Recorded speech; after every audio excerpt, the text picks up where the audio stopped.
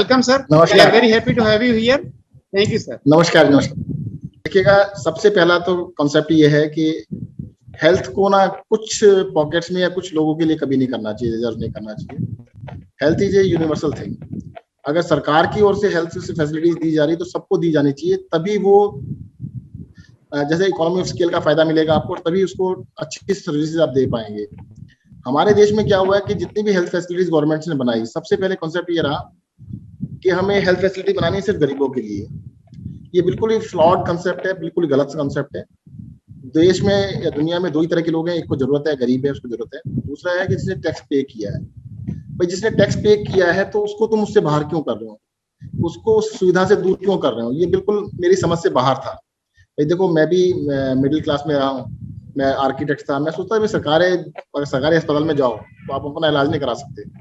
System इतना खराब बनाया, क्योंकि सिस्टम क्यों बनाया? बिल्कुल गरीब के लिए बनाया, और वो एहसान करने के लिए बनाया। वो कहते हैं हम आपके ऊपर एहसान कर रहे हैं कि आपको ये दवाई मिल गई या डॉक्टर ने देख लिया तो एहसान हो गया। वो राइट नहीं है।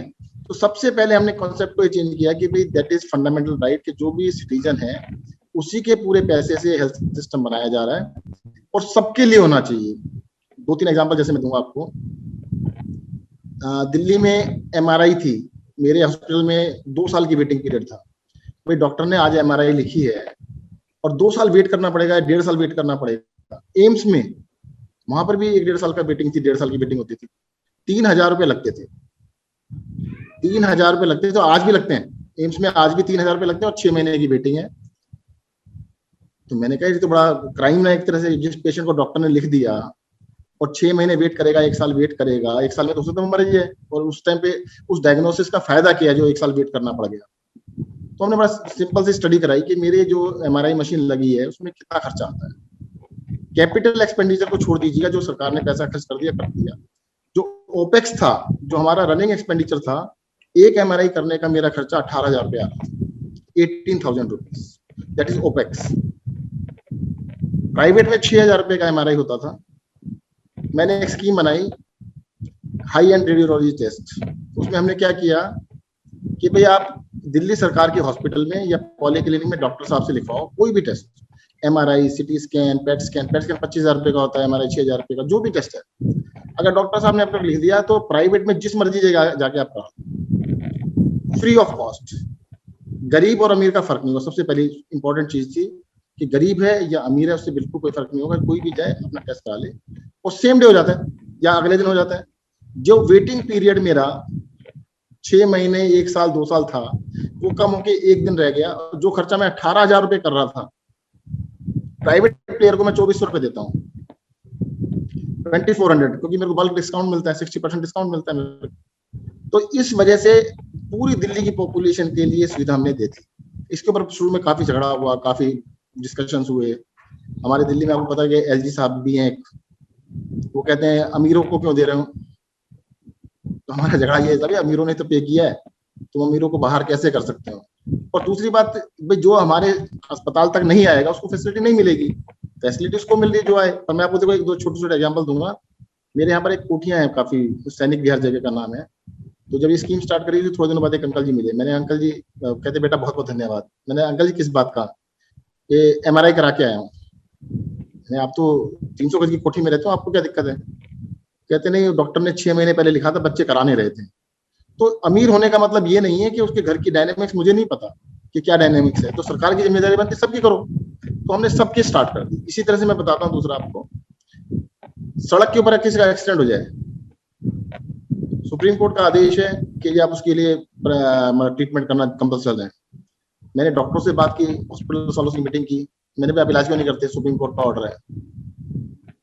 कहते सर एक बात सुनो, आपके लिए तो इम्पोर्टेंट है, मेरे लिए भी इम्पोर्टेंट हो सकता है, पर हमारे तो रोज ही पेशेंट आते हैं, मैं किस किस का इलाज करूंगा और कब तक मैं सब्सिडाइज करूंगा या फ्री में करूंगा। कहते अगर हमारे को आप कॉस्ट प्राइस देते हम कर देंगे। तो हमने तुरंत स्कीम निकाली, अगर रोड एक्सीडेंट किसी का भी होता है, दिल्ली की सड़कों पे किसी का भी एक्सीडेंट हो जाए, आप किसी भी प्राइवेट हॉस्पिटल में लेके जाए, सरकारी में लेके, जो भी खर्चा आएगा 1 लाख, 2 लाख, 5 लाख, 10 लाख दिल्ली सरकार दे देगी। और ये स्कीम 3-4 साल से चल रही है, बिल्कुल फर्स्ट क्लास चल रही है। कई हजार लोगों का इलाज करा चुके हैं। बिल्कुल सिंपल था। जब मैंने ये स्कीम बनाई थी तो मुझे लगा था कि ये इतनी सिंपल स्कीम है कि देश की सारी सरकारें इसको कॉपी कर लेंगी, जो करना चाहिए था। पर इस देश का दुर्भाग्य है कि बहुत सारे लोगों ने अभी तक भी कॉपी नहीं किया। कुछ भी नहीं करना, आपको कोई इंफ्रास्ट्रक्चर नहीं बनाना, आपको कुछ भी नया क्रिएट नहीं करना है, सिर्फ एक डिक्लेरेशन करनी है कि आपका अगर एक्सीडेंट होता है सड़क के ऊपर, तो सड़क पे एक्सीडेंट होने के बाद आप सीधा किसी भी प्राइवेट अस्पताल में ले जाइए, आप सरकारी कहीं भी ले जाओ, सरकार पे करेगी। परंतु मुझे लगता है या तो मतलब कुछ इशू है या नहीं है, लोगों ने कॉपी नहीं किया। पर दिल्ली में हम चला रहे हैं, बिल्कुल फर्स्ट क्लास चल रहा है, इसमें कोई दिक्कत नहीं आ रही है। मोहल्ला क्लिनिक हमने स्टार्ट किए, इसका कॉन्सेप्ट भी वही था कि भाई आदमी अस्पताल में क्यों जाए छोटी छोटी बीमारियों के लिए। छोटी छोटी बीमारियों के लिए अस्पताल जाने का मतलब क्या होता है कि आप हॉस्पिटल में गए, वहां पे पहले घंटों रजिस्ट्रेशन में लगेगा, फिर घंटों वेट करेंगे, फिर घंटों में डॉक्टर के पास नंबर आएगा, फिर दवाई के लिए लंबी लंबी लाइन लगेगी, टेस्ट कराने तो अगले दिन आएंगे। हमने कहा ये काम तो आराम से छोटे से क्लिनिक में हो सकता है। तो मेरे को तो बचपन का आइडिया था, एक डॉक्टर साहब और एक कंपाउंडर साहब होते थे, तो डॉक्टर एंड कंपाउंडर का सिस्टम मैंने कहा अच्छा। एक सबसे बड़ा दिक्कत और होती है बड़े अस्पताल के अंदर, तो बहुत ही बड़ी दिक्कत है, खासतौर सरकारी अस्पतालों में दिक्कत आती है। अब जितनी बार जाते हो नया डॉक्टर मिलता है, डॉक्टर का और पेशेंट का कोई आपस में संबंध ही नहीं है। डॉक्टर कहते हैं पेशेंट मेरी इज्जत ही नहीं करता, भाई वो डॉक्टर को जानता ही नहीं तो इज्जत कहां से करे। डॉक्टर तो चेंज हो गया। हमने बहुत सिंपल कॉन्सेप्ट बनाया कि मोहल्ला क्लिनिक बना दिए, वहां पर एक डॉक्टर है और 3 असिस्टेंट है उनके। वहां पर 3 फैसिलिटीज मिलती है, डॉक्टर की कंसल्टेशन होती है, मेडिकेशन मिलती है और टेस्ट होते हैं, 200 से ज्यादा टेस्ट होते हैं, सब कुछ फ्री है। अब वो जो पेशेंट है, क्योंकि उसको बार बार उसी डॉक्टर के पास आना है, तो वो डॉक्टर साहब कहता है, नमस्ते भी करता है, और डॉक्टर भी खुश है कि उसकी इज्जत बड़ी होती है वहां पे। और पेशेंट, क्योंकि पेशेंट को डॉक्टर साहब पहचानते हैं, उनको ज्यादातर को नाम से बात करते हैं, तो आधी बीमारी तो वैसे ठीक हो जाती है। एक बड़ा ही मजेदार किस्सा हुआ था, एक बार बताता हूँ। हमारे मोहल्ला क्लिनिक में एक अम्मा आई, तो डॉक्टर साहब थे, उन्होंने कहा अम्मा नमस्ते, वो चुप रही। उसने दोबारा कहा अम्मा नमस्ते, तो कहने कि अच्छा डॉक्टर भी नमस्ते करते हैं। तो उनको इतना बड़ा आश्चर्य हुआ कि भाई डॉक्टर ने पहली बारी सरकारी सिस्टम में गई और डॉक्टर ने नमस्ते कर दी, तो उसके लिए बड़ा शौक लगा। परंतु ये शौक बड़ा प्लेजेंट शौक था, तो लोगों के आपस में संबंध बनने स्टार्ट हुआ। सबसे बड़ा इसमें जो यूएसपी है हमारा मोहल्ला क्लिनिक के अंदर, मैं बता दूं, हमने किसी को एम्प्लॉय नहीं रखा, हमने एम्पैनलमेंट किया है। डॉक्टर भी स्टाफ भी एम्पैनल्ड है, पर पेशेंट बेसिस पे हम उनको पे करते हैं, और 6 घंटे की ड्यूटी के बाद they are free, they are not my employees. मैं इनको ये नहीं कहता कि आप अपनी प्रैक्टिस नहीं कर सकते, कि यार ये आप किसी दूसरे अस्पताल में नौकरी नहीं कर सकते, जो मर्जी करिए। अरे भाई डॉक्टर तो एक प्रोफेशनल है, उस प्रोफेशनल को तुम क्या नौकर क्यों बनाना चाहते हो कि भी मेरा नौकर बन जा। फिर कहते हैं जी हमारे नौकरी करो, हमारे ये कंडक्ट रूल्स हैं इनको मानो। क्यों मानो, कुछ नहीं मानो। एक डॉक्टर है, एक पेशेंट है, हमने बस ये कर दिया कि डॉक्टर का क्लिनिक है वो paid by Delhi government. Delhi government उसकी सारी चीजें खर्चे पे कर रही है, डॉक्टर की फीस से लेके दवाइयों से लेके टेस्ट तक हम पे कर रहे हैं, पर क्लिनिक उस डॉक्टर का ही है। और इसके अंदर मैं बताऊंगा आपको 500 क्लिनिक हमारे चल रहे हैं। 500 में से कम 400 क्लिनिक ऐसे हैं जिसमें डॉक्टर्स के लिए लोग वाउच करते हैं कि डॉक्टर इज वेरी गुड। एक छोटा सा एग्जांपल देता हूँ, मेरे एक फ्रेंड है, आर्किटेक्ट ही है वो भी, उनकी बेटी को कुछ टेस्ट कराने थे, तो उन्होंने ऑनलाइन चेक किया, तो टेस्ट 3000 रुपए के टेस्ट थे। तो मेरे फ्रेंड ने कहा भी मोहल्ला क्लिनिक से करा लो। तो देखो अमीर बाप की बेटी मोहल्ला क्लिनिक थोड़ा जाएगी, कहते हूँ मैं मोहल्ला क्लिनिक जाऊंगी। तो फादर ने कहा कि भी ऐसा करो, जाके देख लो, अच्छा नहीं लगे तो प्राइवेट से करा लेना। तो बेटी गई वहां पर मोहल्ला क्लिनिक में, दिखा के जब घर वापस आई तो फादर ने पूछा कि टेस्ट करा लिए, कहते पापा डॉक्टर बड़ी अच्छी थी। तो मतलब टेस्ट तो फ्री में करा ही ली उसने, और उसने डॉक्टर की तारीफ करी कि सर डॉक्टर बड़ी अच्छी थी। और उस लड़की ने कम से कम अपने 20 फ्रेंड्स को भेजा, कह रहे भाई जाओ मोहल्ला क्लिनिक में जाओ, वहां पे बहुत अच्छा इलाज होता है। तो दरअसल क्या है कि जो डॉक्टर का और पेशेंट का जो संबंध है, जो कि प्राइवेट में खैर अभी भी जो क्लिनिक चल रहे हैं उसमें है, गवर्नमेंट ने जानबूझ के या जैसे भी सिस्टम ने उसको खो गया था, उसको हमने दोबारा से रीएस्टेब्लिश किया है। दूसरा एक और होता है कि सरकारें ना, क्या लगता है कि जो पूरा हमारा हेल्थ सिस्टम है या प्लानर्स हैं, सारे एक ही बात करते हैं कि जी पैसा कम है, खर्चा बढ़ा लो। मुझे नहीं लगता कि खर्चा बढ़ाने से, ज्यादा खर्चा करने से कोई अच्छी सर्विस मिल सकती है। उसके लिए इंटेंट होनी जरूरी है। मेरा तो देखो 2 ही कंसेप्ट है कि क्वालिटी को 10 गुना अच्छा कर लो, क्वालिटी जो है उसको into 10x कर दीजिएगा, और कॉस्ट को 10x कम कर दीजिएगा, कॉस्ट को 10 गुना कम कर। जैसे एग्जांपल है मोहल्ला क्लिनिक की कंपेरेबल, जो हमारे पहले डिस्पेंसरी बनती थी 4 करोड़ रुपए की बनती थी, हमने कहा कि इसको 10 गुना कम करना है, तो 40 लाख बनते हैं, हमने 20 लाख में बना दिया, तो 10 गुना से भी कम हो गया। जो एक्सपीरियंस है, जो डिस्पेंसरी में था, टेस्ट होते ही नहीं थे, लाइनें लगती थी, घंटों टाइम लगता था, उससे एक्सपीरियंस 10 गुना अच्छा हो गया। एयर कंडीशन है, सब कुछ अच्छा है, तो we are definitely able to provide 10x by 10x। तो हमारे को हमेशा दोनों चीजों पे ध्यान देने की जरूरत है कि क्वालिटी भी बहुत अच्छी होनी चाहिए और कॉस्ट भी कम होनी चाहिए, दोनों साथ साथ चलती है। अगर आप क्वालिटी अच्छी करेंगे तो डेफिनेटली आपकी कॉस्ट भी कम आएगी ही आएगी। ज्यादातर हम लाउजी सर्विस देते हैं, खराब सर्विस देते हैं, काम खराब करते हैं, तो इसलिए कॉस्ट हमारी बढ़ती जाती है, फिर हम कहते हैं जी पैसा और खर्च करो। अरे भाई, अगर खराब चीज उसमें जितना मर्जी पैसा लगाओ, उसको पैसा लगाने से वो ज्यादा अच्छी नहीं हो जाएगी। इसी तरह से हॉस्पिटल्स है, हमने कुछ हॉस्पिटल्स को जैसे बन रहे थे जब हमारी सरकार बनी, तो मैंने उसको रिव्यू किया। बुराड़ी में 200 बेड का हॉस्पिटल था, 200 करोड़ रुपए लग रहे थे उसमें बनाने में। हमने उसको दोबारा से रिडिजाइन किया, हमने 800 बेड बनाए, एडिशनल 600 बेड बने, 50 करोड़ एक्स्ट्रा लगे, और एयर कंडीशन भी कर दिया। पहले एसी नहीं था, फिर हमने इस पूरी बिल्डिंग को एसी कर दिया। इसी तरह से दूसरा अस्पताल था 200 बेड का था, उसको 600 बेड में कन्वर्ट किया। एक 500 बेड का था, उसको मैं 1250 बेड में कन्वर्ट किया। सबके अंदर हमने 2-3 चीजों को देखो चेंज वो किया है। एक तो सारे एयर कंडीशन होंगे, क्वालिटी बिल्कुल शानदार होगी। हमने मेट्रो क्लास नाम दिया कि मेट्रो क्लास होगी, कि सभी लोगों के लिए एक ही स्टैंडर्ड का लेवल होगा, बट प्राइवेट रूम नहीं होगा। होता क्या है, सरकारी हॉस्पिटल्स के डिग्रेड होने का एक बहुत बड़ा कारण है कि उस हॉस्पिटल में मान लो 500 बेड है, 1000 बेड है, तो 10-15 प्राइवेट रूम होते हैं। जितने भी पॉलिटिशियंस हैं, जितने भी ब्यूरोक्रेट्स हैं, उनके लिए वो अलग सर्विस दे रहे होते हैं, तो बाकी सबका बेड़ा गर्क हो जाता है। तो हमने कहा भी प्राइवेट रूम नहीं होंगे, जिसने भी इलाज कराना है तो इसी स्टैंडर्ड से होगा, सबके लिए एक जैसा होगा। तो वो हमने वहां पे चेंज किया है। और अभी मैं अरुण से बोलूंगा कि आपसे कुछ पिक्चर्स वगैरह शेयर करें अस्पतालों की, तो देख के पता लगेगा कि कितना क्वालिटी में फर्क है। तो बेसिक एम जो है कि भाई हमारे को जो रेस्पॉन्ड करना है पब्लिक के लिए एट लार्ज और सबके लिए करने की जरूरत है। तो अगर हम सबके लिए करेंगे तो कॉस्ट भी एकदम से ड्रास्टिकली कम आएगी, क्वालिटी भी बेटर होगी, और हम इसी पे आगे बढ़ रहे हैं। जैसे अभी दिल्ली के अंदर हमारे 15,000, अभी दिल्ली सरकार में 10,000 बेड है, 15,000 बेड के हॉस्पिटल में अभी कंस्ट्रक्शन चल रही है, अंडर कंस्ट्रक्शन है, जो कि दुनिया में, देश में नहीं है, दुनिया के किसी भी शहर में कभी भी इतनी बड़ी कंस्ट्रक्शन गवर्नमेंट सेक्टर में कभी एक साथ नहीं हुई। हम उतने बड़े लेवल के ऊपर कर रहे हैं, और उसका तरीका ये निकाला कि हमारे को लैंड तो मिलती नहीं है, लैंड तो डीडीए के पास है।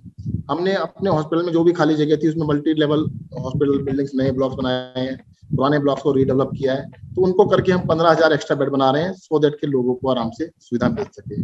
तो हेल्थ के अंदर हम लगे हुए हैं, और पब्लिक पार्टिसिपेशन काफी अच्छी है, काफी लोग हमारे साथ लगे हुए हैं, उनके साथ मिलकर हम काम कर रहे हैं। और कोई आपका अगर कोई क्वेश्चन हो तो मैं उसको जरूर आंसर करना चाहूंगा। सर बहुत सारे क्वेश्चंस आ गए हैं आपके लिए, बताइए। बहुत ही क्वेश्चंस है, तो अगर आप अनुमति दे तो मैं जरूर पूछिए, पूछते जाऊं। सर सबसे पहले क्वेश्चन है सर, नाम जो है वो है कि कुछ नाम नहीं लिखा, टीआई करके कोई है कौन, उनका क्वेश्चन है कि रूरल इंडिया के लिए आपकी क्या पॉलिसी रहेगी अभी, तो अगर रूरल में आप मॉडल देना है, कैसा मॉडल देंगे हेल्थ का? देखो, सबसे पहले तो हमारे को ना ये दाता वाला भाव हटाना पड़ेगा। जो बड़े हाई पेडेस्टल पे चढ़ जाते हैं ना, हम कहते हैं कि हम वी आर द किंग्स और वी आर द गिवर्स, और जनता जो है वो लेने वाले बेगर्स हैं, वो कंसेप्ट खत्म करना पड़ेगा।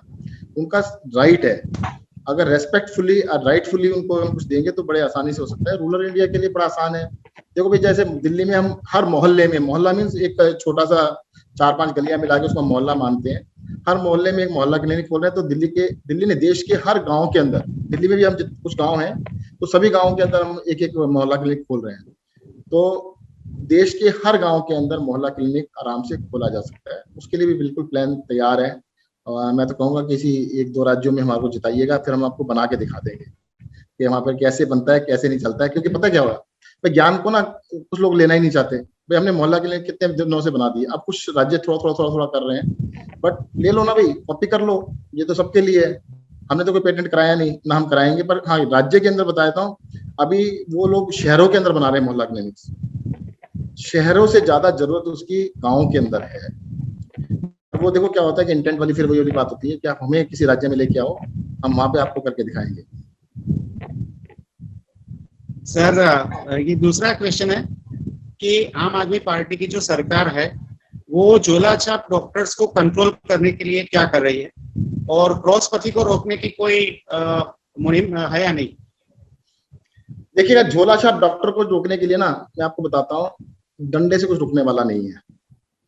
आप क्या करें, आप सोचें कि जी मैं झोला छाप डॉक्टर को डंडे से भगा दूंगा, कुछ नहीं होना, नया झोला छाप पैदा हो जाएगा। दिल्ली के अंदर जहां पर भी हमारे जो हमारा कंसंट्रेशन है कि भाई दिल्ली में हर वार्ड में 4 मोहल्ला क्लिनिक खोलने हैं, 1000 मोहल्ला क्लिनिक है, हमने कुछ वार्ड्स के अंदर 4-4 इकट्ठे खोल दिए। जिस वार्ड में 4 खुल गए, मतलब वो बिल्कुल ही पैदल वाले रास्ते पे आ गए, तो वहां पे कोई भी झोला छाप डॉक्टर नहीं बचा, एक भी। क्यों? क्योंकि भाई मेरे मोहल्ला क्लिनिक में डॉक्टर भी फ्री है, दवाई भी फ्री है, टेस्ट भी फ्री है, झोला छाप भी 50-100 रुपए तो लेता ही है ना, तो उसके लिए कोई इंसेंटिव ही नहीं बचा, कोई उसको जाएगा ही नहीं, फ्री में इलाज वो कर नहीं सकता। तो झोला छाप वाले, मैं बताऊं, बल्क में मेरे पास मीटिंग करने के लिए आए थे। उनके वैसे नेता है, कोई हमारे ऑर्थोपेडिक सर्जन है, झोला छाप दिल्ली के जो सारे डॉक्टर्स का नेता है, वो तो मेरे पास लेके आए कि जी आप ऐसा करिएगा, इन सबको ना मोहल्ला क्लिनिक में वो रखवा लो, असिस्टेंट रखवा दो। मैंने कहा यार वो मोहल्ला क्लिनिक को भी खराब कर देंगे, अभी नहीं कर सकते। तो सॉल्यूशन उसका वही है कि आपको जनता को फैसिलिटी देनी पड़ेगी। बाकी तो कानून बनाते रहिएगा, वो इम्प्लीमेंट नहीं होंगे, डंडा चलाते रहिए, डंडा नहीं होगा। सबसे सही चीज ये है कि हम सबको अच्छी क्वालिटी हेल्थ केयर दे सकें। दूसरी बात, सेकंड आपने कहा क्रॉस पैथी, मुझे लगता है कुछ हद तक अच्छी चीजें हमें लेनी चाहिए, खासतौर से जो हमारे लोग जिन्होंने एमबीबीएस किया है, एमडी किया है, उनको खासतौर से दूसरी जितने भी सिस्टम ऑफ मेडिसिन है, उनसे कुछ ना कुछ जो भी अच्छा लगे उसको ले लेना चाहिए। जैसे मैं कहता हूँ फिजियोथेरेपी है, हमारे स्पोर्ट्स थेरेपी है, स्पोर्ट्स के लोग हैं, उनके अंदर बहुत सारी चीजें एक्सरसाइज कराते हैं, बहुत सारी अच्छी चीजें कराते हैं, ले लो अपने यहाँ से। योगा है, मेडिटेशन है, वो किसी का कोई बपोती थोड़ा है। अरे भाई कहते हैं सब कुछ है ना, जो भी अच्छा जहां से मिले उसको तो बिल्कुल ले ही लेना चाहिए। हमने क्या किया, हमें साइलो बना दिया। देखो बहुत अफसोस भी होता है कई बार, डॉक्टर्स जो है ना, डॉक्टर्स आर नॉट प्रिस्क्राइबर्स। अरे भाई वो तो कहते हैं लाइफ को ठीक करने के लिए, सब कुछ गाइड करने के लिए ना। अब मेरी नजरों में तो डॉक्टर को क्या होना चाहिए, उसको कम्युनिटी का या तो लीडर होना चाहिए, या प्रीचर होना चाहिए, फिलोसफर होना चाहिए। आज अपने आप को डॉक्टरों ने बहुत ने समझ लिया कि पेशेंट मेरे पास आया तो अब मेरा काम है उसको दवाई लिखना। अब दवाई भी लिखिएगा, वन ऑफ द वर्क्स है वो, but that is not the only work. आपको मैं बताऊं, मोहल्ला क्लिनिक के अंदर मैं आपको एग्जांपल बताता हूँ। एक बार मैं मोहल्ला में जाता रहता हूँ, एक बार गया मैं, तो वहां पे मेरी डॉक्टर है, डॉक्टर अलका है, उसके पास एक पेशेंट थी, वो प्रेग्नेंट थी, साथ में उसकी सास थी। वो सास को डांट रही थी, डॉक्टर खबरदार अपनी बहू को कुछ कहा तो, ये डॉक्टर का काम है ना, देखो। अरे भाई सास उसको तंग कर रही है, तुम दवाई दे रहे हो। उसने दवाई असली वाली दवाई दी उसको, सास को बुलवाया अपने पास, उसको डांटा। अब सास की हिम्मत नहीं है, डॉक्टर साहब ने डांट दिया। तो मुझे लगता है कि डॉक्टर को क्रॉस पैथी नहीं, मुझे सोसाइटी की भी समस्याओं को लेके उनको भी आगे देखना चाहिए। और मुझे लगता है कि जो भी अच्छा जहां से मिले, भाई दुनिया की जो भी अच्छी चीज मिलती है, जहां से मिलती है, आप सबको ले लेनी चाहिए। सर एक सवाल मोहल्ला क्लिनिक के बारे में आया है, वो अभी मेरे हिसाब से ले लेते हैं कि सर मोहल्ला क्लिनिक ज्वाइन करने के लिए डॉक्टर की क्या क्वालिफिकेशन होनी चाहिए? क्या वो मतलब कोई भी डॉक्टर चल सकता है, या एमबीबीएस होगा, या उससे आगे का होगा? मोहल्ला क्लिनिक का कोई भी डॉक्टर हो सकता है जिसने एमबीबीएस किया हो, at least MBBS with some years of experience. कोशिश हम ये करते हैं कि कम से कम 5 साल का एक्सपीरियंस हो, 3 साल का भी चल जाएगा, 0 भी चल सकता है, बट प्रेफरेबल है कि 5 साल का या 3 साल का एक्सपीरियंस बेटर। और आपने अगर पोस्ट ग्रेजुएशन किया तो ज्यादा ही अच्छा है। तो काफी सारे हमारे जैसे मोहल्ला क्लिनिक में हमारी minimum qualification is MBBS, but लगभग 100 के करीब हमारे पास, 500 में से 100 के करीब पोस्ट ग्रेजुएट्स हैं। तो काफी सारे पोस्ट ग्रेजुएट भी खुशी से खुद मोहल्ला क्लिनिक में आने को तैयार है। तो सर क्या वो अपनी एक्सटेंडेड सर्विस देते हैं वहां पे? लाइक अगर कोई गायनेकोलॉजिस्ट मोहल्ला क्लिनिक में बैठा है, तो अगर मतलब क्या वो गायनिक की प्रैक्टिस भी करते हैं वहां पे? बिल्कुल 100% करते हैं। कैसे बताता हूँ मैं आपको, मोहल्ला क्लिनिक ना अपने अपने जैसे जो स्पेशलिस्ट खासतौर से बैठे हुए हैं, वो थोड़ी देर में फेमस हो जाते हैं। सिर्फ उसके फिर कैचमेंट एरिया बढ़ जाता है, उसके थोड़ा दूर से भी पेशेंट आने चालू हो जाते हैं कि भी वहां पे वो वाली डॉक्टर बहुत अच्छी है, उनके पास चलो। तो वो अपने आप ही प्रैक्टिस देना, ये तो प्रैक्टिस है ना, आपकी प्रैक्टिस को सरकार बनवा के दे रही है। This is the simple concept कि भाई डॉक्टर की प्रैक्टिस को, उसको कोई किराए पे ऑफिस नहीं, क्लिनिक नहीं लेना है, उसने लोगों की तनख्वाह नहीं देनी, उसने बिजली का बिल नहीं देना, सब कुछ सरकार देगी। आप अपनी प्रैक्टिस बढ़िया से जमाइएगा। सर एक आम आदमी पार्टी के मैनिफेस्टो के ऊपर कड़ा सवाल आया है। पूछते हैं कि आम आदमी पार्टी ने जब पहली बार सरकार बनाई तब बोला था कि 1000 मोहल्ला क्लिनिक बनाएंगे, लेकिन आज तक बन नहीं पाए, क्यों ऐसा हुआ? हाँ बिल्कुल सही है, ये बड़ा अच्छा क्वेश्चन पूछा है। दिल्ली के अंदर जो दिल्ली के लोग हैं वो जान सकते हैं कि दिल्ली में देखो काम करने में कितनी दिक्कतें आ रही हैं। हमें भी नहीं पता था, देखो सच बताऊं, जब मैंने मोहल्ला क्लिनिक बनाया मुझे लगा बहुत छोटी सी चीज है। हमने 100 मोहल्ला क्लिनिक पहले 1 साल में स्टार्ट कर दिए थे। पहला मोहल्ला क्लिनिक 6 महीने बना था, उसके बाद के 99 क्लिनिक मैंने सिर्फ 6 महीने में बन गए। तो हमने कहा कि 1000 हम बना देंगे, जल्दी से बना देंगे। एंड हमने कहा अभी 5 साल के अंदर 1000 पूरे हो जाएंगे। बट हमें नहीं पता था कि जो पॉलिटिक्स इतनी गंदी होती है, पॉलिटिक्स इतनी खराब होती है। वी आर नॉट अवेयर, हम तो सिंपल से लोग हैं। दिल्ली के अंदर जो बीजेपी की सरकार है, एमसीडी ने हमारे कई मोहल्ला क्लिनिक्स को तोड़वा दिया, कईयों को बनने से रोक दिया। दिल्ली के अंदर डीडीए के पास सारी जमीन है, उन्होंने कहते सुई की नोक के बराबर भी जमीन नहीं देंगे, वो एटीट्यूड उन्होंने बना लिया। कहते हम मोहल्ला क्लिनिक नहीं बनने देंगे, बाकी कुछ भी बन जाए। तो उन्होंने जमीन के लिए बिल्कुल नहीं देने दिया। अब हमने मोहल्ला क्लिनिक के लिए नया रास्ता निकाला है। 2 रास्ते हैं जी। एक तो हम इस बार एमसीडी में जीतने के लिए पूरी तैयारी कर रहे हैं, जीत जाएंगे तो फिर हमें कोई दिक्कत नहीं है, सारे हम बना ही देंगे। दूसरा, हमने किराए पे लेके जगह पे लेके हम बनाना स्टार्ट कर देंगे। तो बिल्कुल आपकी बात सही है, परंतु मैं दूसरी बात करता हूँ। मेरे पास 2 तरीके थे। मैंने 100 मोहल्ला क्लिनिक पहले 6 महीने में बना दिए थे। मैं 100 को लेके गाता रहता, सारी दुनिया तारीफ करती रहती है, और 100 भी बहुत बड़ी बात थी। हमने 1000 का टारगेट रखा, किसी ने हमसे नहीं कहा था, मैनिफेस्टो का पार्ट भी नहीं था। गलत कह रहे हैं जो भी कह रहे हैं। मैनिफेस्टो में 1000 किसी ने नहीं बताया था कि 1000 बनाएंगे। हमने कहा था हम करेंगे, ये तो पूरा कंसेप्ट ही बिल्कुल नया था।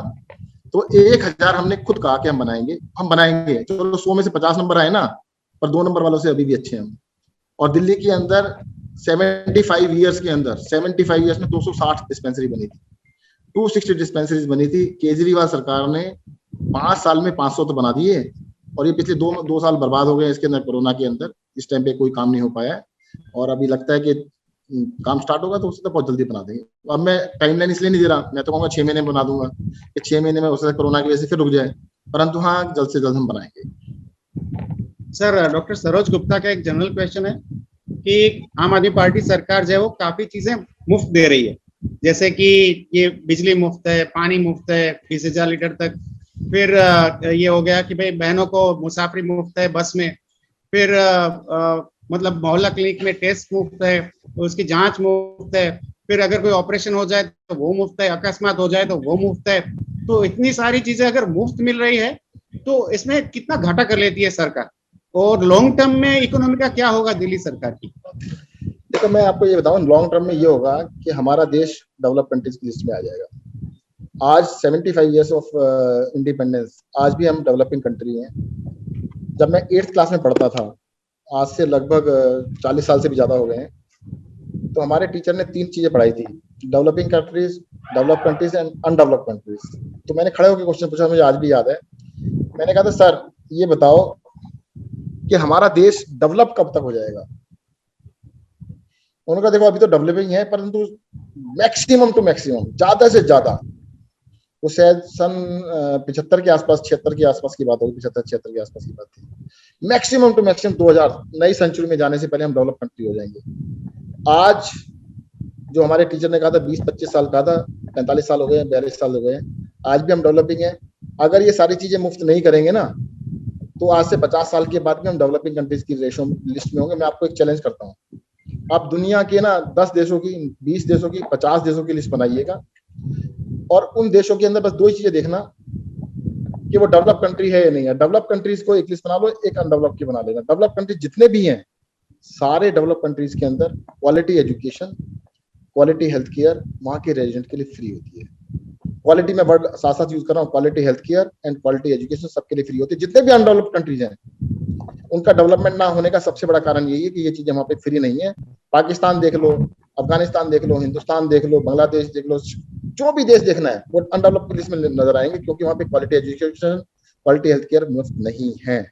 दिल्ली के अंदर जैसे मान लो आपने कहा महिलाओं के लिए यात्रा मुफ्त है, अरे दुनिया के तो बहुत सारे देशों में सबके लिए मुफ्त कर रखा है उन्होंने, पब्लिक ट्रांसपोर्ट ही मुफ्त कर दिया, तो उसमें कोई गलत बात थोड़ा है। देखो दिल्ली सरकार देश की अकेली सरकार है जो घाटे का बजट नहीं देती। जब से केजरीवाल की सरकार बनी है, एक भी घाटे का बजट नहीं दिया हमने। हमारा जो बजट था उसका साइज हमने दुगने से ज्यादा कर लिया। अरे भाई लोगों को लगा जनता के ऊपर पैसा वापस खर्च कर रहा है तो लोग टैक्स देने लगे, नहीं तो लोग टैक्स चोरी करते थे। वो कहते भाई ये लोग ईमानदार हैं तो पैसा सरकार का खर्चा, पैसा जनता के ऊपर खर्च हो रहा है। अभी तक सारी सरकारें क्या करती हैं, जैसे देखो एक बात बताऊं, नेता लोग बड़े चालाक होते हैं। और चालाकी के अंदर वो क्या करते हैं, पढ़े लिखे लोगों को सबसे पहले अपने काबू में लेते हैं। पढ़े लिखे हुए लोगों को क्या कहते हैं, मुफ्त कुछ नहीं होना चाहिए, टैक्स मत लो ना। फिर अगर तुमने मुफ्त में कुछ देना ही नहीं है तो why you are taking tax. अरे तुमने कहते हैं अपने लिए हवाई जहाज खरीदना है। अभी आपके गुजरात का किस्सा बताता हूँ। गुजरात के अंदर हवाई जहाज कितने का खरीदा पूछो, आपके मुख्यमंत्री जी ने कितना खरीदा है? जितने में उन्होंने हवाई जहाज खरीदा ना, उतने से उससे कम पैसे के अंदर हमारे महिलाओं की यात्रा मुफ्त हो गई। जो जितने में एक हवाई जहाज खरीदा ना मुख्यमंत्री ने, और आपके यहाँ तो 7 हवाई जहाज बताते हैं आपके उसमें पूरे, उसके पास सरकार के पास अपने पर्सनल यूज के लिए 7 हवाई जहाज है। अरे भाई वो सरकारी हवाई जहाज खरीदने में बड़ा अच्छा लगता है उनको, हमें नहीं लगता। हम कहते हैं जनता की बस यात्रा मुफ्त कर दो महिलाओं के लिए। और महिलाओं की यात्रा पे कई लोगों को बड़ी दिक्कत है कि मुफ्त क्यों कर दी। महिलाओं की इस देश में बराबरी नहीं है अभी भी। आपको लगता है, अब जब हम ऊपर चले जाते हैं थोड़ा सा हमें लगने लगता है सब कुछ बराबर, ऐसा नहीं है। मेरे ड्राइवर को बताता हूँ, मेरे ड्राइवर के बेटे की वाइफ मेट्रो स्टेशन से, उसके जहाँ पे नौकरी करती थी उससे मेट्रो स्टेशन बिल्कुल सामने था। वो मेट्रो में ना जाके 1.5 किलोमीटर पैदल जाती थी, वहां से ट्रेन पकड़ती थी, क्योंकि ट्रेन का टिकट 5 रुपए था और मेट्रो का टिकट 25 रुपए था। जब हमने बस फ्री कर दी तो बस में जाने लगी है फ्री में। अरे भाई उसको कितनी बड़ी सुविधा मिल गई ना। या तो तुम सोसाइटी को बराबर कर दो, बराबर नहीं कर रहे हो, हिपोक्रेसी से काम नहीं चल सकता। हम हिपोक्रेटिक बातें करते हैं, नहीं जी सब कुछ बराबर है, बराबर है तो कर दो ना, बराबर क्यों नहीं है? आज आप देखिएगा, नौकरी ढूंढने के लिए घर से अगर उसको 1 महीना रोज जाना पड़ रहा है तो पेरेंट्स उसको किराए के पैसे देने को मना कर देते हैं। तो मुझे लगता है कि सरकार की जिम्मेदारी है। और दूसरी बात, nothing is free in this world, this is prepaid. ये उस तरह से है कि आप फोन लेके आए, आपने फोन वाली कंपनी को 1000 रुपए एडवांस में दे दिया तो फिर बात कर सकते हो ना, हर बार पैसा थोड़ा देना पड़ेगा। हम प्रीपेड पे कर रहे हैं काम, हम फ्री में कुछ नहीं देते। सर दूसरा सवाल भी मोहल्ला क्लिनिक के बारे में है। इस सवाल में ये पूछा गया है कि मोहल्ला क्लिनिक ने कोरोना पैंडेमिक के दरमियान कोई काम किया है, नहीं किया है? देखिएगा, कोरोना के टाइम पर ज्यादातर प्राइवेट क्लिनिक्स भी दिल्ली में बंद हो गए थे। ज्यादातर सर जितने भी बड़े हॉस्पिटल थे, ज्यादातर हॉस्पिटल्स कोरोना में कन्वर्ट हो गए थे। तो दिल्ली के अंदर हमारे 500 मोहल्ला क्लिनिक में से 450 सर्विस दे रहे थे, 50 बंद हुए थे। तो उसमें काफी लोग या तो खुद ही कोरोना से पीड़ित हो गए थे, या कईयों की एज 70 के आसपास थी, एज काफी ज्यादा थी, तो वो नहीं आने को तैयार थे। तो लगभग 450 मोहल्ला क्लिनिक ने डेली ओपीडी सर्विस दी। लगभग 75,000 के करीब पेशेंट को डेली देखा। और बड़ा ही दुर्भाग्यपूर्ण रहा कि उसमें कई सारे डॉक्टर्स कोरोना की चपेट में आए और 4 या 5 डॉक्टर्स शहीद भी हुए इसके अंदर। तो कोरोना ने पूरे पेंडेमिक के अंदर एग्जाम्पलरी काम करके दिखाया, जिसके लिए मैं कहता हूँ कि मैं उनको सैल्यूट करता हूँ, हमारे डॉक्टर्स को, पैरामेडिक्स को, जिन्होंने इतना अच्छा काम किया। सर हमारे काफी डॉक्टर्स ने सुना है और हमसे भी पूछते रहते हैं कि दिल्ली सरकार ने कुछ ऐसा कोई कानून बनाया है कि जब भी कोई मुसलमान डॉक्टर शहीद हो जाए तो उसे वो 1 करोड़ देती है। मुझे लगता है कि इस तरह के क्वेश्चन तो आपको लेने नहीं चाहिए, आपको इसका आंसर पता है तब भी नहीं लेना चाहिए था। देखो, ऐसा दिल्ली सरकार ने सबको 1-1 करोड़ रुपए दिया है, और ये मतलब बहुत ही वाहियात किस्म का क्वेश्चन है जिस भी आदमी ने पूछा है, नालायकी वाला क्वेश्चन है। दिल्ली सरकार ने कोई जाति के और धर्म के आधार पे कोई डिस्टिंग्विश नहीं करते हैं। असीम गुप्ता जिसको सबसे पहले 1 करोड़ रुपए दिया गया था, वो कोई कह रहे वो मुसलमान नहीं थे। असीम गुप्ता LNJP हॉस्पिटल के डॉक्टर थे हमारे, सबसे पहले उन्हीं को दिया गया था। तो ये बिल्कुल महा घटिया चीज है। और इनका पता क्या तरीका है, इनका झूठ बोलने का तरीका है। एक झूठ को 1000 बार ही बोलो तो लोगों को लगने लगता है कि शायद ऐसा ही सच होगा। सर दिल्ली का जो हेल्थ सिस्टम है उसकी जो 3 टियर सिस्टम है वो क्या है? देखिए, 3 टियर में हमने फर्स्ट लेवल इज मोहल्ला क्लिनिक। मोहल्ला क्लिनिक में एक क्वालिफाइड MBBS डॉक्टर होते हैं। वहां पर आपको डॉक्टर की कंसल्टेशन मिलेगी, दवाइयां मिलेगी और 200 से ज्यादा टेस्ट फ्री होंगे। Second level is polyclinic. Polyclinic के अंदर जो जनरल स्पेशलिटीज हैं, जैसे पीडियाट्रिक्स हैं, ऑर्थोपेडिक्स है, आपके मेडिसिन है, तो उन सबके डॉक्टर्स मिलेंगे आपको। आप उनसे कंसल्टेशन ले सकते हैं, दवाइयां मिलेंगी और टेस्ट हो जाएंगे। देन हॉस्पिटल्स हैं। अगर आपको एडमिशन की जरूरत है, only then you go to the hospital. अभी तक दिल्ली में, मतलब देश में, हमारे देश में क्या बनाया सिस्टम, ओवर द पीरियड ऐसा खराब सिस्टम हुआ कि आपको सबसे first level of intervention is hospital. तो हॉस्पिटल में फर्स्ट इंटरवेंशन में ना जाए, फर्स्ट लेवल पर आप मोहल्ला क्लिनिक में जाइएगा। जब हमने मोहल्ला क्लिनिक बनाए थे तो हमें ऐसा लगता था कि शायद 80% लोगों का ट्रीटमेंट हम वहां पे करेंगे और 20% लोगों को रेफर करेंगे, बट वी वर रॉन्ग। अब हम इतने एक्सपीरियंस के बाद बता सकते हैं लगभग 95% लोगों का इलाज वहीं पर होता है, सिर्फ 5% लोगों को ट्रांसफर करना पड़ता है या उनको रेफर करना पड़ता है पॉलीक्लिनिक और हॉस्पिटल में। तो इसका मतलब फर्स्ट लेवल और सबसे इंपॉर्टेंट लेवल है वो मोहल्ला क्लिनिक है, सेकंड लेवल इज पॉलीक्लिनिक। इन दोनों को ही मैं प्राइमरी केयर बोलूंगा, मोहल्ला क्लिनिक पॉलीक्लिनिक को। बाकी सेकेंडरी एंड टर्शरी केयर जो हमारे हॉस्पिटल्स हैं, हॉस्पिटल्स का लॉट बहुत बहुत ज्यादा कम हो जाएगा जब ये सारा सिस्टम ठीक से चल पाएगा।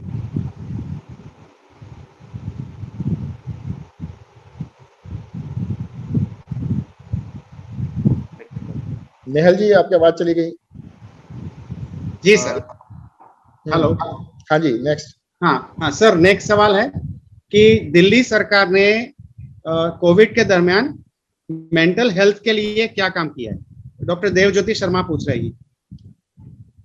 दिल्ली के अंदर हमने देखो काउंसलिंग के लिए हमारे हेल्पलाइन नंबर दिया, लोगों से काउंसलिंग हमने हेल्पलाइन के थ्रू दी। हमारे मोहल्ला क्लिनिक में वन काउंसलिंग की गई और हॉस्पिटल्स में भी हमने काउंसलिंग सेंटर्स बनाए थे ताकि उनके लिए जो भी कोविड से लोग पीड़ित हैं वो अपना काउंसलिंग कर सके। सर हमारा हॉस्पिटल इबास है, इबास के वाज द नोडल हॉस्पिटल, उसके थ्रू हमने सारा काम किया है। जी सर, मोबाइल हेल्थ यूनिट अभी चालू है दिल्ली सरकार का, और अगर चालू है तो उसमें क्या सैलरी है डॉक्टर की? देखिएगा दिल्ली में जो सैलरीज है ना देश में सबसे ज्यादा है। हमारे यहाँ जेआर को जो सैलरी मिलती है 1 लाख रुपए से ऊपर मिलती है, जो सबसे लोएस्ट लेवल पर है। मेडिकल ऑफिसर को भी 1 लाख से ज्यादा, अब तो शायद 1,15,000 के करीब हो गए हैं। और मोबाइल हेल्थ क्लिनिक के जो डॉक्टर्स हैं उनको भी इतनी सैलरी मिलती है। सर एक सवाल अच्छा ये मैं है। एक चीज बता देता हूँ आपको, मोहल्ला क्लिनिक में नहीं पूछा आपने, मोहल्ला क्लिनिक के अंदर सैलरी नहीं मिलती है, हम पर पेशेंट के बेसिस पे देते हैं। But there is a minimum guarantee of 75,000 rupees per month. 75,000 कम से कम मिलेंगे और ज्यादातर डॉक्टर्स को 1,25,000 से लेकर 1.5 लाख रुपए तक मिल रहा है। सर क्या एक प्रोफेशनल को पॉलिटिक्स में आना चाहिए? देखिएगा पॉलिटिक्स में एज ए कैरियर तो बिल्कुल नहीं आना चाहिए, इससे वर्स्ट कैरियर कोई नहीं है।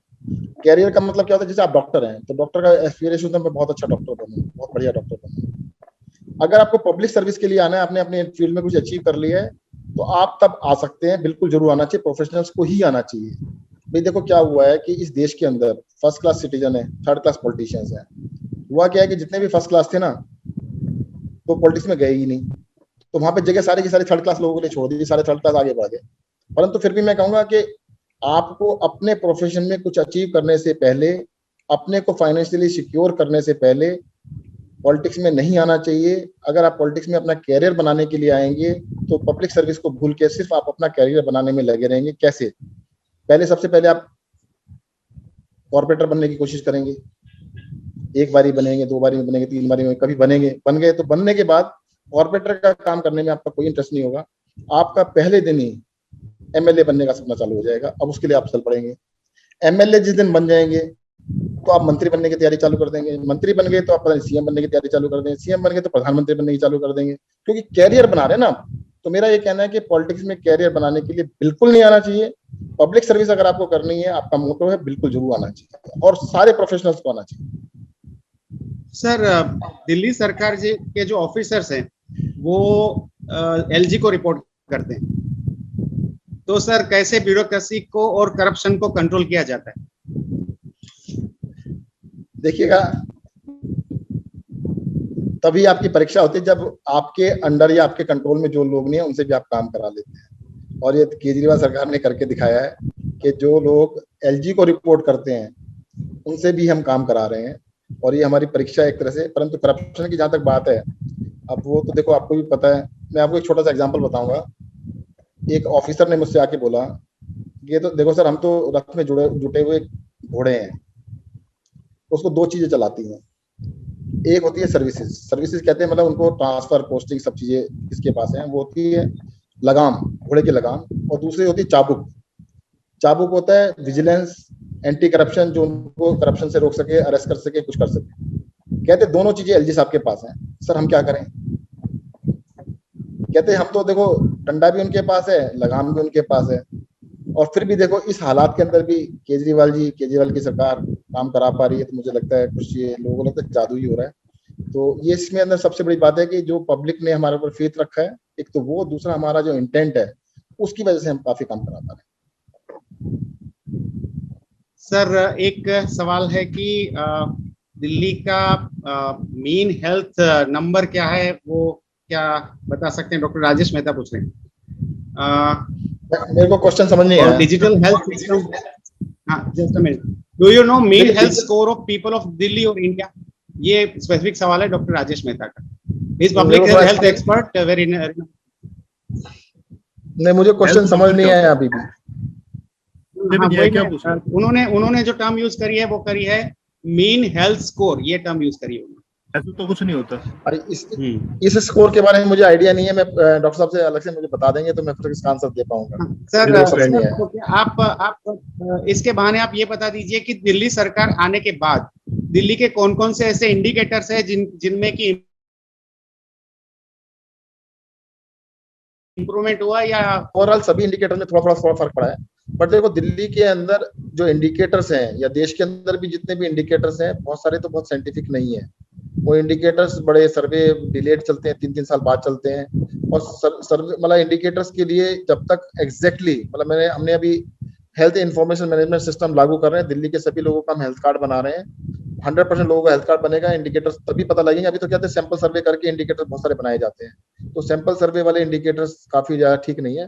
परंतु उसके बावजूद भी सभी इंडिकेटर्स में देयर इज ए मतलब नोटिसेबल चेंज, सारे बेटर हुए हैं। सर ये जो डिजिटल हेल्थ सिस्टम आ रही है दिल्ली में, वो क्या होगा? दिल्ली के अंदर हम 2 चीजें लेके आ रहे हैं। एक तो हेल्थ कार्ड, दिल्ली के जितने भी रेजिडेंट्स हैं सभी का हम एक हेल्थ कार्ड बनाएंगे। अगर वो मोहल्ला क्लिनिक में जाता है, पॉलीक्लिनिक में जाता है, हॉस्पिटल में जाता है, तो वही नंबर से उसका सारा record HIMS health information management system हम लगा रहे हैं, जिसके अंदर सारा का सारा हेल्थ रिकॉर्ड उसका रहेगा। और सबसे इसमें यूनिक बात ये होगी, जो हेल्थ रिकॉर्ड होगा वो अपना हेल्थ रिकॉर्ड किसी थर्ड पार्टी से शेयर कर सकता है। पासवर्ड देंगे हम उसको। अगर मान लो आपके कोई रिलेटिव दिल्ली में रहते हैं, वो डॉक्टर को दिखाते हैं, तो उनका सारा रिकॉर्ड है वो आपसे शेयर कर सकते हैं। टेम्परेरीली आपको पासवर्ड दे सकते हैं, तो आप उसको देख के उसको कुछ भी मतलब चीज देख सकते हैं। वो रिकॉर्ड आपका रहेगा, मतलब वो रिकॉर्ड मेरा नहीं होगा, इंडिविजुअली हर एक का अपना अपना रिकॉर्ड होगा। और सारी पॉपुलेशन का हम करने जा रहे हैं। इसकी वजह देखो हुआ क्या है कि अभी ना हम बहुत सारा काम हॉस्पिटल्स में, डिस्पेंसरीज में, सब जगह जो कि कोर जो काम होता है, कोर काम पे हम ध्यान नहीं दे रहे होते हैं।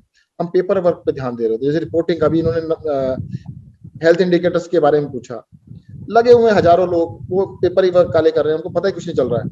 अगर ये सारा कुछ कंप्यूटर पे आ जाता है तो on A click off button आप बता सकते हैं दिल्ली में आज डेंगू के कितने पेशेंट आए, किस किस जगह पे आए, क्यों आए। अभी जैसे कोरोना है, कोरोना का बिल्कुल एग्जैक्ट आप देख सकते हैं। तो वो हम करने जा रहे हैं और वो बहुत जरूरी है। देखो, हॉस्पिटल्स के अलावा बैंकिंग सिस्टम है। बैंकिंग सिस्टम आज सोच भी नहीं सकते कि कंप्यूटर के बिना चल सकता है। हॉस्पिटल सिस्टम को हमने कम से कम 20-30-40 साल पीछे कर दिया, क्योंकि हम सारा कंप्यूटराइजेशन नहीं लेके आए हैं। अब दिल्ली के अंदर तो हम 100% लेके आ रहे हैं, सब कुछ कंप्यूटराइज होगा। सर एक सवाल है कि अभी तो गुजरात में आम आदमी पार्टी की सरकार नहीं है, आप दिल्ली के हेल्थ मिनिस्टर होते हुए हमारे साथ बात कर रहे हैं, लेकिन क्या अगर गुजरात में आम आदमी पार्टी की सरकार बनती है तो क्या गुजरात का हेल्थ मिनिस्टर हमारे साथ इसी तरीके से बात करेगा? देखो क्या होता है कि जैसे केजरीवाल जी हैं, अरविंद केजरीवाल जी हैं, वो एक हैं। अब हमारी सरकार दूसरे राज्य में, तीसरे राज्य में, चौथे राज्य में बनती है, तो केजरीवाल जी आके वहां के मुख्यमंत्री नहीं बनेंगे। बट केजरीवाल जी की पॉलिसीज, केजरीवाल जी की जो बातें हैं, उनको इम्प्लीमेंट करना होगा। देखो, हमने जो दिल्ली के अंदर करके दिखाया है वो पूरे देश के अंदर उसी तरह से हम रिपीट करेंगे। बिल्कुल, मैं आपको इस बात के लिए आश्वस्त करता हूँ कि जो तो भी हमारे गुजरात हेल्थ में मिनिस्टर भी इसी स्वास्थ्य मंत्री तरीके से बनेंगे, हमारे साथ बात करेंगे? बिल्कुल बिल्कुल इसी तरह से बात करेंगे। पर जिम्मेदारी पहले उससे पहले आपकी भी, आप हमारी सरकार तो बनवा दो। इसकी जिम्मेदारी मैं लेता हूँ कि उनसे बात आपसे इसी तरह से करेंगे। सर गुजरात के डॉक्टर्स के लिए आप क्या संदेश देना चाहेंगे? देखिएगा, मैं ये कहना चाहूंगा कि सभी डॉक्टर्स को सही को सही और गलत को गलत कहना चाहिए। आपको ये बड़ा अजीब सा मेरे बात लगेगी। होता क्या है कि हम बहुत सारी चीजों को ना पॉलिटिकल अलायंस, जैसे हम कहते हैं ना, एक हम हरा चश्मा लगा लेते सब कुछ हरा हरा दिखने लगता है, या हम रेड चश्मा लगाते सब कुछ रेड रेड दिखने लगता है। हमें ना वो चीज हटा देनी चाहिए। लॉजिक से बात करो, मैं सही हूँ तो सही हूँ, गलत हूँ तो गलत हूँ। ये भी हो सकता है मैं 10 चीजों में सही हूँ, 5 चीजों में गलत हूँ। तो आपको बोलना चाहिए ये 10 जगह पे ठीक है, 5 जगह पे गलत है। अरे भाई, इतनी हिम्मत करो ना।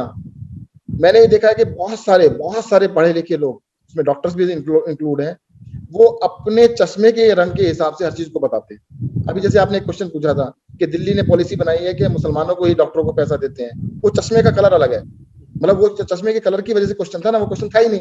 तो मैं कहूंगा यार कलर चश्मे हटा दो, आप क्लियर चश्मे से देखना चालू कर दो। जो भी है, मैं ये नहीं कह रहा कि आप मेरी तारीफ करो, बिल्कुल मत करो, मुझे क्रिटिसाइज करोगे तो मैं और अच्छा काम करूंगा, आप मुझे चैलेंज करोगे तो मैं और अच्छा काम करूंगा, बट ये नहीं हो सकता कि मैं ठीक कर रहा हूं तो उसको गलत बता रहे हो, जो गलत कर रहा है उसको ठीक बता रहे हो। उसके लिए थोड़ा सा ओपन नहीं हो जाए। दूसरी चीज मैं कहूंगा, इस देश का दुर्भाग्य है, खराब लोग नहीं है, खराब लोग तो खराब होते ही हैं। इस देश का दुर्भाग्य अच्छे लोग हैं। अच्छे लोग क्या करते हैं, बस टीवी देखा, टीवी के सामने अपने जो बस बातचीत करनी, ज्यादा व्हाट्सएप पे कर लिया, उसके बाद अरे भाई कुछ तो आगे बढ़ाओ उस बात को, कुछ तो अपना बात को आगे बढ़े। अगर आप जितने अच्छे लोग हैं, डॉक्टर्स के अंदर क्या स्ट्रेंथ होती है, हर डॉक्टर के पास 100 200 500 700 1000 2000 मरीजों का एक पूल होता है। आप उनको सही बातें बोलो कि भाई इस देश को तरक्की क्यों नहीं होनी चाहिए, भाई आपको ऐसा किया है कि किसी गुलाम थोड़ा हो गए। गुजरात में मैं जाता हूँ, मैं 2-3 बार गया हूँ, वहां पे एक मैंने बहुत बड़ी चीज देखी है।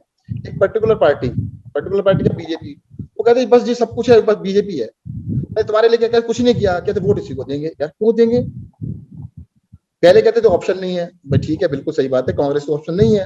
अरे भी तो अब तो आम आदमी पार्टी आ गई, अगर ठीक लगती है आप अपने पैरामीटर बना लीजिएगा, 10 पैरामीटर बनाइए। जैसे क्वेश्चन पेपर में 10 एग्जाम में 10 क्वेश्चन आते हैं, 10 क्वेश्चन लिख लो, उसमें आम आदमी पार्टी को नंबर दे दो, बीजेपी को दे दो, कांग्रेस को दे दो, जो ठीक लगे उसको सपोर्ट कर दो।